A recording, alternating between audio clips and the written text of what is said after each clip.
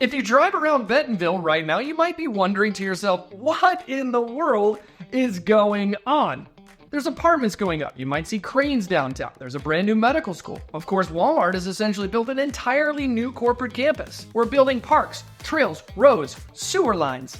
And in some places, the Bentonville skyline itself is starting to look very different. But most of this, it isn't random. Bentonville has actually laid out a pretty detailed plan as to what it's going to look like in the next 20 to 25 years. So in today's video, I'm going to show you exactly where Bentonville is growing, why you're seeing it, and if you've lived here your entire life or you're thinking about moving here, what it means for you. My friend, if we haven't had the pleasure of meeting, my name's Anthony Mosley. I'm a real estate broker here in Benton County, and I help people just like you, after presenting the facts, decide, is Northwest Arkansas, is Bentonville going to be the next best place for you and your family to call home, or not? You decide.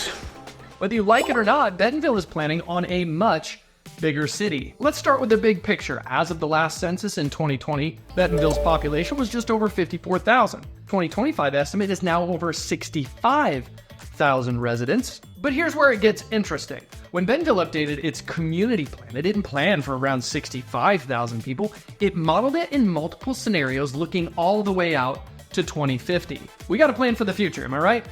Future.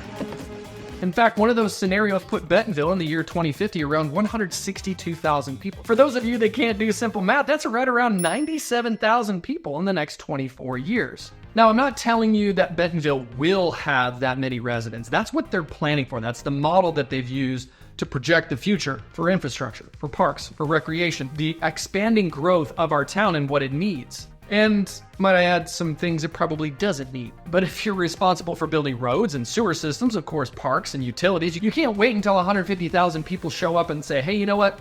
We should probably do something about that. No, we probably should plan for it ahead of time. And that's exactly what you're seeing right around town right now when you look at 20 years down the road instead of 2. Let's think about 20 years ago. Someone looking at Bentonville and its infrastructure in 2006 would have dramatically underestimated what's headed this way. And honestly, that's a little bit what we're experiencing right now. They didn't plan for this type of growth. And from what I can understand and what I see based on my research, the city doesn't want to make that mistake again. So you might be asking yourself, where is all this actually going? This is where Bentonville's land use map actually gets pretty interesting. Because the plan isn't simply, let's just continue to copy and paste and build more and more residential neighborhoods, the city identifies different types of places: traditional neighborhoods, suburban neighborhoods, walkable neighborhoods, urban neighborhoods, neighborhood centers, city centers, regional centers, and different types of commercial corridors that we need to pay attention to, or they need to pay attention to rather, when it comes to planning for future growth. In plain English, not every part of Bentonville is supposed to look the same. Some areas will remain relatively traditional single-family neighborhoods. Other areas might be planned for substantially more density, especially downtown. If you're looking around, you might be going, hey, I saw 4 more apartment buildings start popping up. Yeah, and that's what we're going to explain a little bit more in this section before we move on to the next one. So here's the housing stat that actually explains what we're seeing. In 2025, Bentonville permitted 2,112 residential units. 1,398 of those were for multifamily. 646 were for single-family homes like we traditionally see around, your 3-bed, 2-bath, 2-car garage. Additionally, with the duplexes that basically make up the difference. We don't see a lot of duplexes in Bentonville, but we're starting to see more apartment buildings than we are single-family. So if you've been driving around Bentonville, especially maybe right off of 102 and Main and A Street, there's a couple of apartment buildings going up there. At the end of Greenhouse Road, there's apartments going up there. But we'll get into the differentiator between Bentonville City and the Bentonville zip code a little bit later in the video. So no, you're not just imagining it. You are really observing what's actually taking place. And when we see a foundation go in, it doesn't register as quickly as it does when you see the framing go in that goes up within a couple days. In fact, 2/3 of the residential units permitted by Bentonville during 2025 were for multifamily. But of course, multifamily doesn't always mean big, giant apartment complexes. Bentonville's future housing mix increasingly includes apartments, townhomes, condos, duplexes, and other missing middle units that they've actually been talking about for years now. I remember it was maybe 3 or 4 years ago, I went to a meeting at the Bentonville Public Library that was talking about the missing middle and how we're going away from single-family homes and not necessarily apartment buildings, but right there in the middle, higher density housing. You long-term residents are probably like, yeah, I know Bentonville's becoming more urban, but those of you that don't live here already might be going, oh, I didn't know that about Bentonville. I knew it was exciting and maybe somewhere to go, but I didn't realize it was becoming so much more urban and there was that much growth of a plan happening. In fact, I had some clients recently say, you know what, this isn't for us. It's growing too quickly. We don't want to be a part of it. And they decided not to move here. And that's okay. It's true. As mentioned just a couple seconds ago, I said Bentonville doesn't always mean Bentonville. In fact, let's pop up a chart here that shows just because your mailing address says Bentonville does not necessarily mean you're inside the city of Bentonville. 72713 is a perfect example. I live in 72713. I'm technically in Centerton. On the other side of that road that's right outside of my neighborhood, that's Bentonville. But I have a Bentonville address because of UPS expansion 10 to 12 years ago said, you know what, let's expand the Bentonville zip code. So if you're looking on Zillow, or if you're looking at other websites and you're like, oh, that home's in Bentonville, it actually might not be in Bentonville. It might be in Centerton, might be in Highfill, might be in another city that's using a Bentonville zip code and giving you a misunderstanding. Oh, there's a brand new house in Bentonville for $285,000. Bentonville mailing address, yeah, but not in Bentonville city limit proper. Which those things, of course, can affect municipality services, utilities, zoning, taxes, and sometimes which government actually is the jurisdiction over something. So to be clear, zip code does not equal city limits. And if you really want to understand where the growth is happening next, in fact, you don't follow just the houses, you follow the roads and the sewer pipes.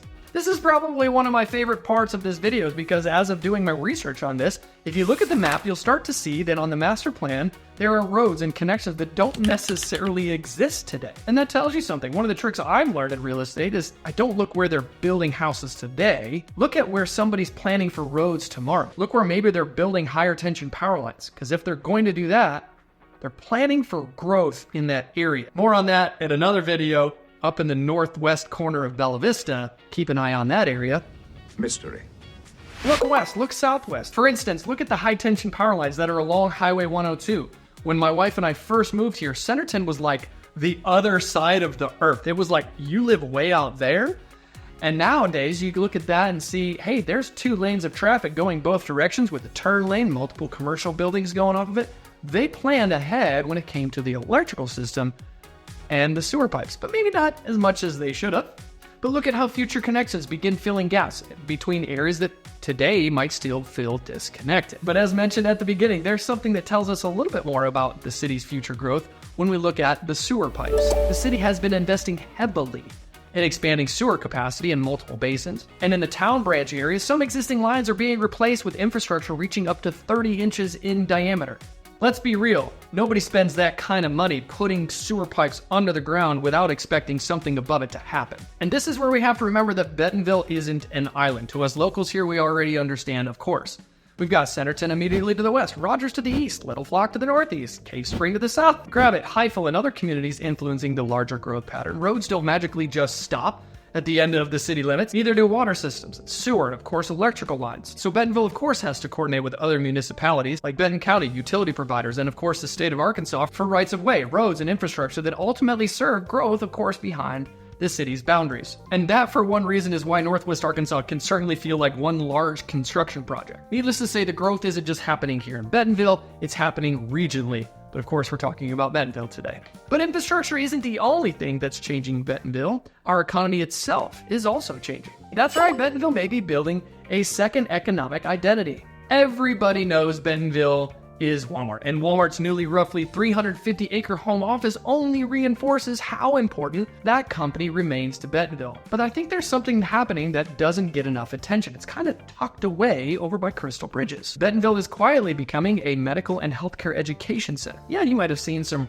announcements about Walton School of Medicine, the Whole Health Institute, and maybe a few other announcements themselves, but let's dig into that and what that means for Bentonville itself. In fact, the Walton School of Medicine welcomed its first class of 48 medical students in July of 2025. If you haven't driven by this building yet, you should. It's actually open to the public. You can go in and check it out. This isn't some tiny medical school tucked inside some office building. The school occupies 154,000 square feet with trails, gardens, and a massive green roof. Right next door, you also have the Heartland Whole Health Institute. And then there's the much bigger long-term story. Within the last couple of years, the Alice Walton Foundation has acquired nearly 100 acres west of I-49 for a future healthcare campus. With influence from the world-renowned Cleveland Clinic, cardiac care is expected to be an early component of that facility. Lots of C's. Okay, you may be asking, why, Anthony? Why does this matter? Let's think about Bentonville's economy historically. Of course, we've got Walmart Walmart vendors, retail. Then, of course, there's the increasing tourism when it comes to art, cycling, and, of course, all the mountain biking trails that are bringing people here. With healthcare and medical education, that adds another leg to Bentonville's economic stool. That'll bring in doctors, researchers, faculty, medical students, healthcare companies, specialties, support businesses, and potentially people traveling to Northwest Arkansas for their specialized care as opposed to away. Here's a personal story why that matters. My youngest daughter is deaf in her right ear. She wears a cochlear implant. Each year she has to get that mapped. Instead of going here somewhere local, we need to drive, my wife needs to drive, once a year all the way down to Little Rock to get that mapping done for her ear. How cool would it be if we could just schedule a lunch for her to skip school, come over, get that mapped, and then go back to school the rest of the day, as opposed to driving 3.5 hours down to Children's in Little Rock, and then 3.5 hours back. That can change employment, that can change housing demand, that can change who relocates here, and that can change Bentonville's identity from being just Walmart and tourism to also healthcare. Speaking of identity, there's another change that's happening in Bentonville that's hard to miss. Bentonville's starting to develop its own skyline. Of course, we had buildings like Ledger and some of the hotels that have been built downtown. But it's starting to develop something like it's never built before. Okay, calling Bentonville Skyline, Manhattan, Chicago, LA, we don't have a skyline like that. That would be absolutely ridiculous. But for a city that's pretty much developed fairly close to the ground, we're starting to see significantly larger buildings. And downtown may be the earliest example. If you're a local, you probably already know about the Heart on Main, which is a multi-story mixed-use development that is underway. The current project design includes 222 residential units, about 90,000 square feet of office space, and approximately 30,000 square feet of retail space. And portions of the project rise 6 and 7 stories. That's a very different scale of development that's ever happened in downtown Bentonville. And that's the point. We're beginning to see people live, work, shop, and eat in the same developments rather than separating every use into a specific land. This is for shopping, this is for living. Now let's put it all into one. We saw a recent development like that over at Rogers where Whole Foods went in. They've got retail, residential, of course commercial spaces there. Earlier we had talked about that higher density that's part of this growth plan. Speaking of Skyline, you've got the Walmart home office, you've got the 8th Street Market, the Momentary, you've got Medical Center, Whole Health Institute near Crystal Bridges. Crystal Bridges itself just completed a major expansion in 2026. Now, of course, Crystal Bridges is down in a holler, and you can't necessarily see that on the Bentonville skyline, but this is what we're talking about. And now Live Nation and the Momentary have proposed a 2,500-person Bentonville ballroom targeted for 2028, which is currently working through the city permitting process. Again, proposed doesn't necessarily mean guaranteed, but again, I'm letting you know about what could be coming, what's happening, what growth is changing in this marketplace. And collectively, this shows where Bentonville is heading. 20 years ago, if you asked, where is the center of Bentonville? The pretty clear answer was, of course, it's on the square. Now, the square is still significantly important. Of course, many farmers markets and activities and races and events all start from the square. But today's Bentonville increasingly has multiple centers of gravity. Downtown, Crystal Bridges, the Momentary, of course, Walmart's campus kind of pulls the gravity certainly away from downtown on the square. There's the emerging healthcare corridor. So it's not just downtown square anymore. There's all these different locales all around town that are creating their own little pocket of energy. And the interesting part may be the trails, neighborhoods, and transportation corridors that connect all of that together. Which brings me to what I think is probably the biggest philosophical change that is happening in Bentonville. Bentonville doesn't just want to be bigger. For most of Northwest Arkansas's history, growth looked pretty predictable. Build another subdivision, build another shopping center, widen the road that connects the two, and repeat. Bentonville's newest planning documents are trying to create something more connected than that. Of course, the 8th Street Gateway is something I want to focus a little bit on this video because I think the 8th Street Gateway certainly connects more of the west side of Bentonville, east side of Centerton, to downtown. This isn't just another neighborhood park. It's over 100 acres and is specifically intended to help growing communities connect all over Bentonville. It provides mountain bike trails, greenways, gathering areas, nature and connection, eventually tying into a much larger network. And that's an important distinction. Right now, Kohler Mountain Bike Preserve kind of feels far to the west.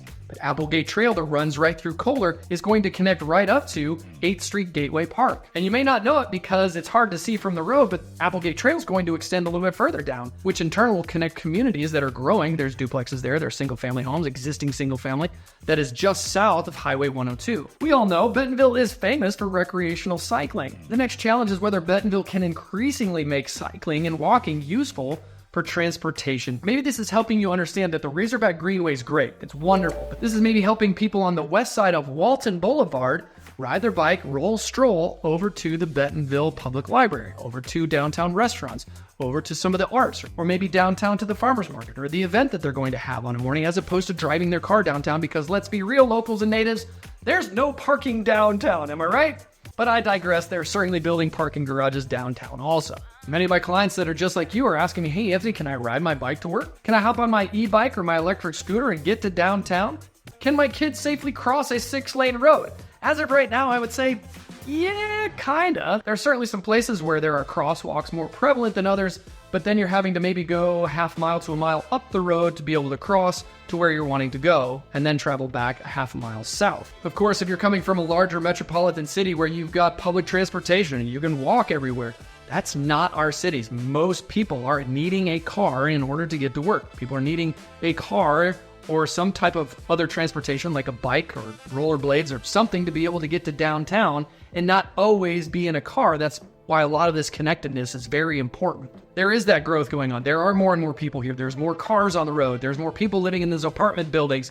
So how can we make it more connected for people to be able to get there on their 2 feet, roll, stroll, and be able to get to downtown and not have to congest that whole downtown area with automobiles? And I don't think necessarily Bentonville has solved that, but at least based on what my research has shown today, they're working on it. And when you look at future land use plans, trails, parks, rose plans, the quilt of parks, and the new community code together, you can clearly see where Bentonville is trying to go. So you may have listened or watched this entire video and you say, okay, well, so what's next? What does that mean for me? I personally don't believe that it's just a bigger Bentonville. It's maybe a more intentionally planned Bentonville. Of course, there's some of that old school charm that's gone away. There's many people that are moving here from different backgrounds, different areas, different cultures that are moving here and changing the landscape of what Bentonville used to be even just 5 to 10 years ago. I'm starting to say it on more and more videos that the word more isn't necessarily a good thing. More apartments, more people, more density, more healthcare, more entertainment, more parks, more trails. More isn't always better. I think we need to pump the brakes, really plan. Of course, we can see here based off of this video and what we've learned today that they've done quite a bit of planning, but I think we still need to pump the brakes and pause, let a lot of this catch up, the infrastructure, the roads, the sewer, the electricity, all of that catch up before we start adding more apartment buildings and adding more people to the problem. I personally live on a street that needs to be widened. In fact, they've talked about it, and there's been plans that I believe have been approved for years. But there's more apartment buildings and single-family residential and more homes that are getting built along this road. And I'm going, stop, no more. We can't get out of our neighborhood as is. Why are we adding more cars to the road? It seems we got maybe of our priorities a little out of order, because I can't ride my bike to Kohler without going on a road that I personally would not want to ride on, much less my kids. But I actually encourage you locals, people that have lived here their entire life, down in the comments, I'm curious to hear what you have to say about this. This isn't a, I'm right, you're wrong, you're right. We need to have open dialogue to be able to say really what makes sense. I'm especially curious to hear what folks that have lived here 10, 20, 30 years, or maybe even their entire life think about this. I really want to know what you locals and natives have to say about all of this growth. I want to hear it. But let's keep it clean. We can disagree, but we can still be intelligent about our conversation. For gosh sake, watch your language. For instance, I want to know, is Bentonville becoming a better version of itself? Or is there something about old Bentonville that we're losing that we need to be more careful to preserve? My friend, it's always a pleasure to put this information together for you, and now you know a little bit more about what life is like in and around Bentonville. Thanks for watching.